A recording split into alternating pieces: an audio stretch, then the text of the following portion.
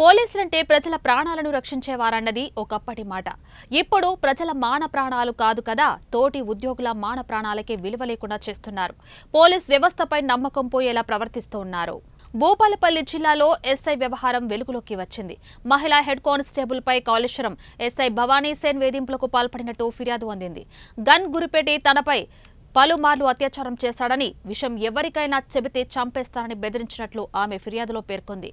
ఎస్ఐపై మహిళా head constable ఇచ్చిన ఫిర్యాదుతో కాకీలు కంగుతిన్నారు. బాధితురాలి ఫిర్యాదుతో ఎస్ఐను పోలీసులు అదుపులోకి తీసుకున్నారు. ఎస్ఐ దగ్గర నుంచి సర్వీస్ రివాల్వర్ను స్వాధీనం చేసుకున్నారు. కాళేశ్వరం పోలీస్ స్టేషన్ ఎస్ఐ సేన్పై గతంలోనూ వేధింపుల ఆరోపణలు ఉన్నాయి.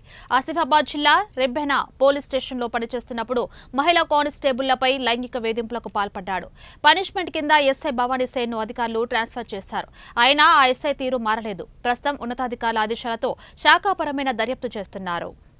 కాళేశ్వరం పోలీస్ తరఫున ఈ కాళేశ్వరం పక్కన ఛత్తీస్గఢ్ మహారాష్ట్ర సరిహద్దు ఉన్నందున ఈ మావోయిస్టు కార్యకలాపాలు అటు ఉన్నందున ఇటు కొత్త వ్యక్తులు గారు వచ్చినా కానీ ఎవరైనా కొత్త వ్యక్తులు కాళేశ్వరం చుట్టుప్రక్కల గల వీరసరిపేట, పలుగుల, పూసుకుపల్లి, వీరసాగర్ ఈ ఏరియాలో ఎవరైనా కొత్త వ్యక్తులు వస్తే మాకు సమాచారం ఇవ్వాలి. అదేవిధంగా